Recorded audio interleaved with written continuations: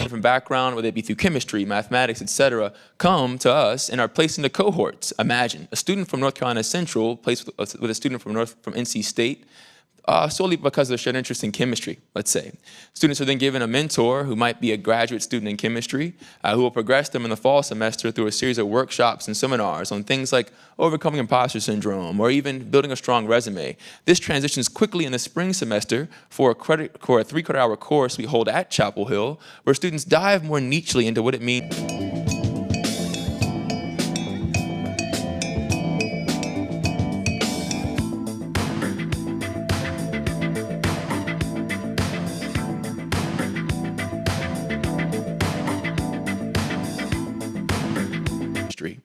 All this culminates in students, as I mentioned, being placed into full-time paid internships with our major corporations, Merck, Lilly, et cetera, et cetera. This is just, once again, an overview of that course I mentioned in the spring that once again gives that biopharma experience for our students and has paid strong dividends into how they enter the industry prepared and ready to make impact. And I love showing this student right here. Amber Fry is a student at North Carolina A&T who came to join us. And if you ever meet Amber, she's someone who's so soft-spoken, you have to be right beside her to hear it, but is extremely intelligent. So intelligent that it's easy to miss her. And so that's why it was intentional for us to actually give Amber the understanding and niche knowledge on how to exude herself and just show how great she truly is. So she went over to Medtronic, one of our great partners, we love them, and is now over at Georgia Tech. I just talked to her last night, starting her PhD over in biomedical engineering. She said, Nehemiah, I don't know if I want to do bioengineering or biomedical engineering. I said, Amber, get the degree. We'll talk about that. So now going towards the more corporate-facing side, as I mentioned, we prepare students, but it's necessary to prepare the niche, the animus, once again, so that as these students enter into corporate America, corporate America is also prepared to work with this newly diverse population, or I should say increasingly diverse. For our corporate partners, we have 3 main goals once again. We decrease recruitment cost, what it takes to actually go out and find students and find talent. We also increase retention of minority interns and employees. And then lastly, and I'll explain how we do it, it's been amazing over in Durham actually, and in Chatham County, is we actually increase the work productivity for new hires. And that's actually been so revenue generating for our corporations that they've agreed to have some pretty cool projects I'll touch on briefly in a bit. So one of the first things we do is Project Best. I mentioned this preparation to hasten the work productivity of a student. I think we all remember here, our first day on the job is likely not very productive. Our first few months are not very productive. For corporations, which now we all understand, over 500 corporations have come into North Carolina in the past 5 years, bringing over $2 billion of increased generated revenue for the state. Our corporations like Apple, et cetera, they're driving the innovative hub and funding of this state itself. So when we come to them, we say, yes, we have cycles and cycles of new hires ready for you, ready to make progress. They're excited. The issue is, unfortunately, every new hire has extensive amounts of training necessary to get on board. Well, within Project Best, we partner with Alamance Community College, as well as the Joint School of Nanoscience and Engineering, to actually allow companies to propose projects of interest, projects of need, let's say. And our students take those projects alongside of graduate student mentors and actually work in the lab to prepare a final product that companies use in the back end, thereby giving students the initial training for how to actually effectively work within a lab or corporate America, let's say. And companies in the back end of it all receive a product and also an intern or an employee who's already well-trained in techniques like mass spectrometry or NMR, if you're familiar with those different things on the science side. Alongside Project Best, and this really stems from, as I was just speaking with Kathy on the side, just our presence and our impact over the past 5 years, we've begun working alongside of our long-term partners, Lilly and Biogen, on what we call the STEM Innovation Hub. I asked Evan to place a sheet of paper in front of each of you if you wanted to take a look at it as I describe it. In this sheet of paper, that one pager with the picture of the school beside it, what we understood is that once again, the economic health of this state is nichely intertwined with our ability to place highly trained and talented students into corporations and thereby attract corporations to set up hubs here in the state. Well, understanding now that we have also this drive for innovation and entrepreneurship as, previously Vice President, or currently Vice President Kamala Harris came and brought forth the Rural Economic Innovation, their huge grant down for how we would invest in more startups.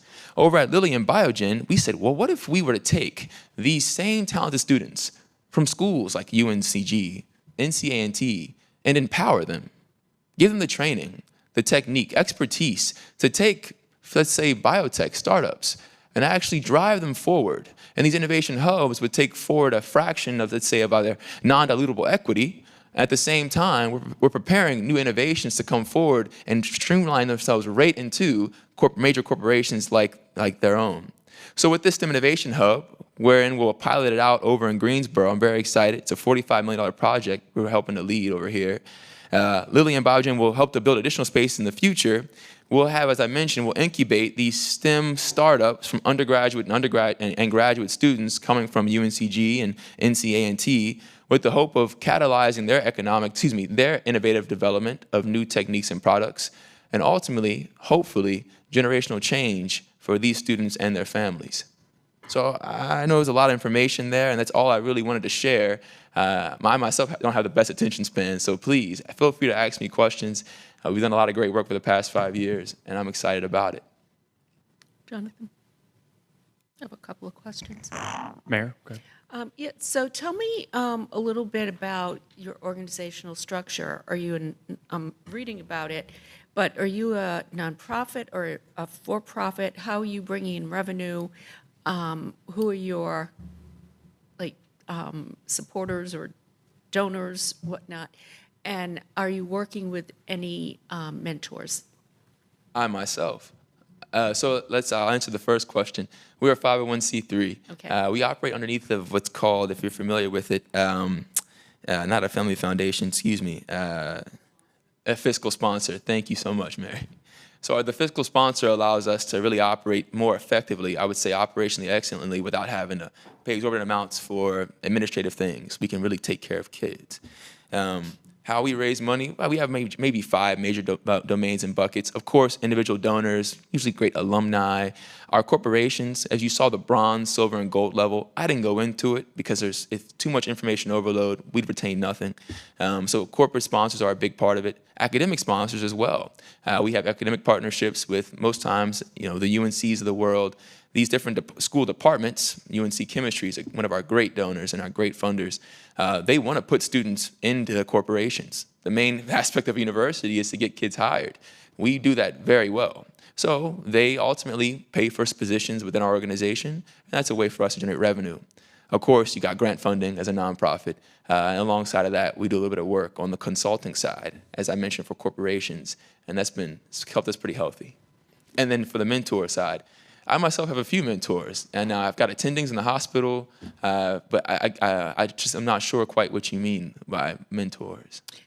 Somebody who has successfully run their own business and who can provide guidance to you. I've found in working with a lot of nonprofits and also entrepreneurs, having that mentor is critical to success. Somebody can bounce ideas off of, someone who can provide guidance based on experience, but also somebody who you look up to. Yeah, well, Mary, There's trust. I'm so blessed to have a strong advisory board. Those like John Bamforth at the Eshelman Institute came from Lilly, actually. Ralph House on the more chemistry academic side. Each of the folks on my advisory board fill a different gap in what I can't provide. I've also been blessed enough, fortunately, to have Level Playing Field was my second startup. My first one I exited from in 2021 before beginning Level Playing Field in 2019. So I think, but I don't. What I do want to say, however, is I've learned that you can never learn enough. And at my age, there's always space to bring on more folks who can take me forward. So please, I would love to learn more about what you're thinking. Maybe you could follow up afterward if that's best. Okay. Councilmember Fort. I guess I have a little bit of a different question. Do you work with students at NC State or students from Raleigh, or I guess I'm trying to figure out how it's connected to the city of Raleigh? Well, in particular, if I remember correctly, we reached out to Mary. We've always worked with NC State, Shaw, schools like that. We reached out to Mary, however, mainly because those latter projects I didn't put in the slides. So with Durham, the Durham Workforce Development Board, they came to us and said, Nehemiah, we've got a missive from the state. We need to somehow increase the revenue, the economic health of folks who aren't just typical graduates, but also non-degree holding individuals. And I said, well, you know what? We've got some strong ties with some pretty financially, I would say, successful corporations. What can we do? So we designed solutions. And for the city of Durham, we have, whether it be career fairs, otherwise, to really help increase the revenue and the economic health of the city. So I asked my program coordinator, Wendy, to reach out to Mary and really hound her down. Mary's very busy. Thank you so much for giving us some of your time. Because we believe that we can help you all, and we would love to. As I mentioned, our own ties and our own connections allow us to do a lot of great work. But where we can extend, and you all have great connections, is we call ourselves the feet on the ground. And we really enjoy being the feet on the ground, actually executing the things that you all are just too busy to do. It's not feasible. But with great partnership, we can take ideas that would have been a good thing and actually execute them, as you saw on my slides. I have a couple questions. Yeah. So when you said you have the the fiscal agency agreement with the 501c3, I'm very familiar with that. I started a nonprofit called Stonewall Sports, and before we had our own 501c3 status, we partnered with the LGBT Center of Raleigh. We were basically LGBT Center of Raleigh doing business as Stonewall Sports, and they held our money, and we had a fiscal agency agreement. I'm assuming you have some sort of similar relationship with a tax-exempt entity? Yeah, with a group over in California called, Community Initiatives. They've been a great group. They're extremely responsive. We love working with them. Got it. And then when you say the work you're doing in Durham, is that with the city of Durham, or is it through other entities that are just based in Durham? It's the Workforce Development Board. So as I understand, the Workforce Development Boards, it's a weird structure. They're either hired out by the county for the service of the city, Okay. But it's something along that structure there. Maybe more of their economic development type office? They're underneath, without a doubt. Okay. That's okay. Question. Sorry. Go on, Mary. Councilmember Black. So, thank you for being here today. I'm really excited to see this conversation finally reach it to our table. We talked about this probably about 5 or 6 months ago now. And one of the things that we talked about was I thought the work was really had a lot of vitality. As a person that's a graduate of an HBCU, I saw the need of something like this. And one of the things was that it's not in the Raleigh area, but it's in other surrounding areas in North Carolina. And so I was hoping that with you coming here and us hearing what he is proposing and some of the things that he has done with leveling the playing field, that we could figure out strategies or methodologies on how we could bridge the work into what Raleigh can do through the economic development sense of working with students, specifically underrepresented and minority students. So I didn't have a lot of answers for you on the call. I thought this would be a great place to start. And so that's what I was hoping with this conversation. And this is for the people at the table, less so than you, but just thank you for coming and sharing. Yeah, of course. And we do work with, as I mentioned, students at NC State since our first year, students at Shaw. But our presence in Raleigh has, I guess, been limited as much as our knowledge of folks doing great work in Raleigh. So I'm happy to be here. One more question. Good, Mayor. Have you met with anybody from our strategy and innovation department?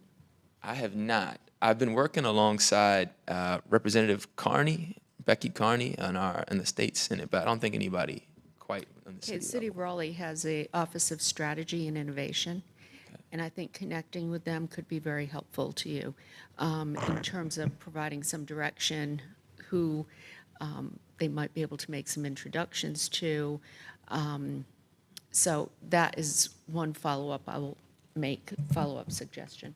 Sure, and I'll also just acknowledge we have Miss Kathy Esther Cox in the audience who leads all of our youth development work for the city. That I asked her to be here intentionally so that she could hear this presentation, and I think that also be a great source of connection potentially to help learn about kind of what programs we have in place that might provide a perfect sort of marriage with your work. So. See, I'm thinking of your organization building it. You're thinking about the referral process. So there's both. There's two avenues Fantastic. to look at, and I would say potential partnership. Great. Councilmember Black. I had a question, a clarifying question, specifically about the collaboration between leveling the playing fields and the Durham. So you said you're doing it through a board. Is it a city board or a county board? I think the Durham Workforce Development Board, WDB, they're a group that's underneath of the county in service of the city, I believe. So they serve multiple groups within Durham as the county, but then they serve. Yeah. Thank you. Seems a lot overdue. Kyle. It's kind of like our relationship that we have with Capital Area Workforce Development. Some of you all may remember our program that we had with them, our Youth Build program, where they were the grantee, but we were actually one of their partners. So the Youth Build program was housed out of the Pathway Center. So we had minority students and other students of colors that were involved in that program working towards certification and a degree through that particular program, a construction degree. Thank you. And you said your name was Kathy? I'm Kathy. Hi, Miss Kathy. Hi, Question Miss for Mary. you. So you work with the city, and I'm curious if, like, any thoughts that you have around Sure. the working together with. Yes, I really thank you so much for being here, Nehemiah. I love the work that he was doing. I think one thing that we want you all to know is the programs that we already have. We probably haven't highlighted our work with minority students as much. Over half of our students in our Partnership Raleigh intern programs are students of color. Our ARPA funding that we receive from the city has a specific focus of recruiting and hiring and doing post work with those students to make sure that they are hired in a place after they complete their internship. So I just wanted to, point out that we have programs already in the city of Raleigh that's doing this work, but there's also opportunities to partner with Nehemiah. I want to know what the specific ask was because we already have cohorts already that work, that have the mentorship, the championship, and the professional development training that Nehemiah was talking about. Is that for high school, college? It's for high school and college, but for Partnership Raleigh, it's specifically for undergraduate and graduate students. Cool. And so did you get some clarity on what his ask was, or? No, not really. I'm asking, are you asking us to have a separate cohort of leveling the playing field students, or are you helping to recruit those particular students in the programs that we already have? That's my question. That's a great question. Our organization does not run through cities. We primarily work within universities and extract outward. A lot of my presentation was more focused on the latter two slides. I work with corporations. Our organization is quickly transitioning away from purely being a student-facing organization and focusing more on the generational wealth and actually the things that drive the underlying issues within our communities. So what we've seen successfully with Greensboro and Durham is that we have the ability to bring in great opportunities, jobs, and money. We think we can do that over and over and over again. So maybe the question I really have is, what are the needs of an economic development group? What kinds of gaps are you all facing? And as we see ourselves, not just as a student organization, but an organization that now can drive forward the jobs of the future, this is where we like to plug and play. Yeah, so I had a few thoughts during the presentation. We have a lot of, I think, city programming geared towards some younger students. So we have like our Pathways Center, Digital Connectors program. Obviously, we have our Parks and Recreation Department that does a lot of camp and educational programming. I don't believe we have anything that's in the like college age student, which is, we do, okay. What is it? Partnership Raleigh. Okay, so that may be where the bridge can be made Yes, here. yes. So Partnership Raleigh, since 2017, we've been funded by Bank of America, and in 2022, we also received City of Raleigh ARPA funding. Wonderful. So we've had almost 250 students, college-age students, go through that program. This year was our first year launching our Pathways to Public Service, where we hired college, undergraduate, and postgraduate students to work in City of Raleigh programs. 63% of those students worked in STEM-related intern projects for the last 6 months. We use that funding to pay those students and to provide a program consulting where we have the training, like Nehemiah was saying, after those, as those students are going through their internship, they are provided that mentor training through STEM careers.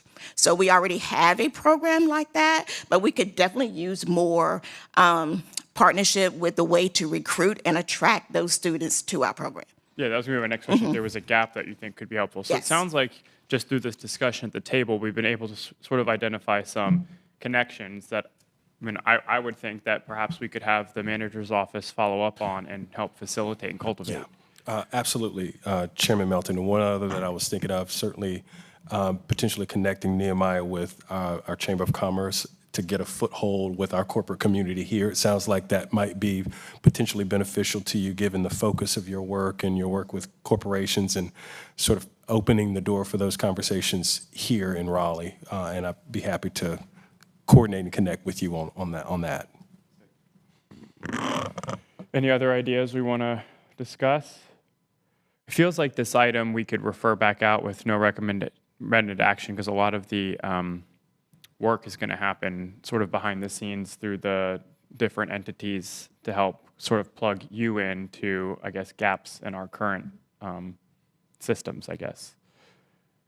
I mean, yeah, I think there is, listening to you talk, Ms. Kathy, specifically around the element of working with corporations, and it seems like leveling the playing field has a lot of connection to corporations across the North Carolina Absolutely. region.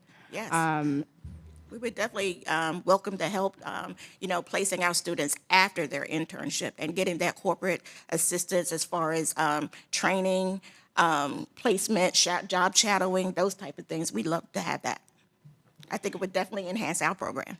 But one thing that, I'm sorry, thank you so much, Ms. Kathy. You're welcome. One thing that I also didn't get a clarifying point on is if there was some sort of funding ask. I know we have a grant process that happens throughout with the city that should be opening up sometime in this fall. So did you have some sort of financial ask of the city that you wanted to consider? We could possibly point you in the direction of grants, the grant process. I think it depends upon which way we work together. If it becomes just processing students through our program, as I mentioned, we work with universities and corporations where they can, of course, reserve spots. But to become more innovative, and I've mentioned this now the third time, to really get at the root cause, would require looking at the generational issue, which was how we bring in these corporations for ultimate training in true placement, the STEM Innovation Hub as an example. So as a funding ask, it would be either to join us by subscribing in one of our different levels or brackets, likely by working alongside Kathy and saying, we'll place one of your students into a full-time career and we can reserve out that spot, or we do an actual project together. And something that's actually worth writing a grant, similar to what we're doing over in Greensboro, where we bring in a couple of big corporations, a Merck, let's say, and we say, you know what, we want to set up a hub, a true hub for entrepreneurs and STEM innovators within the city of Raleigh, making the state's capital really worth its salt alongside of Greensboro and otherwise, and saying, you know what, we're going to train these students, let them have their new ideas and new startups, and let that keep churning how we ultimately generate revenue in the city. That's the kind of grant that I'd be interested in joining in on, but I would never be opposed to, of course, bringing students on and place them into an internship somewhere. It's no problem at all. Well, possibly, Evan, I'm looking at you. Is there a way that we can follow up with him about our processes when they open up? And then a question for you is, do we have something similar to a workforce development board?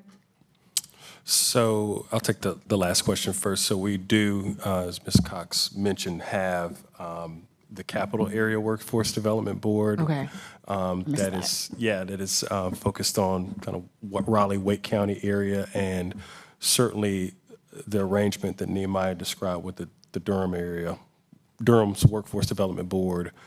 We could help facilitate, conversations. I don't know if you've pursued those things already, but Have not. those are certainly, we have those relationships with the county and with the Workforce Development Board here that we could help facilitate an introduction along those fronts. And as far as the grant funding is concerned, I think we'd have to take a deeper look at that, only because, per city code and city contracting kind of granting requirements, there are certain boxes that have to be checked for consideration that Absolutely. we could share that and see if it be of interest.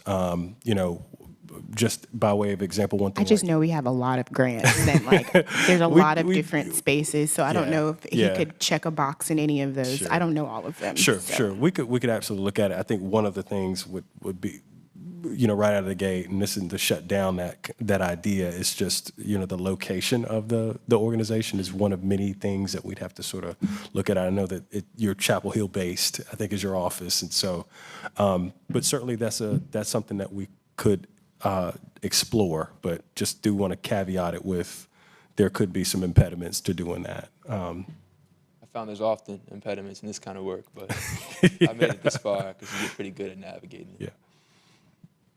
Okay. Anything else from the table? Mr. Raleigh, do you have what you need? Absolutely. I think I'm clear. And just for the committee's benefit, I'll connect with Nehemiah and I think explore some of the ideas that have been surfaced at the table as far as making connections both internally and externally to the city. So Could we get just a follow-up and Sure. a manager's update or something? Sure. Okay. So then I think at this time it'd be appropriate, I'll go ahead and move that we recommend this back to the full council. We send this back to the full council with no recommendation, just with the understanding that these connections are going to happen, and we'll get an update sort of about future work. And certainly if there is something that requires council approval, if you could bring it to us as a special item, that would be great. Sure. All in favor? Aye. Aye. No one opposed? Okay. This was great. Thank you for spending time with us and coming over from Chapel Hill to Long present. ways. And thank you for everything you're doing. It's super inspirational. So It's been a pleasure. Hopefully I can take care of more, and we'll do it together. great. Thank you great so day. much. All right. Thank you. It's the only item we had today, so meeting adjourned.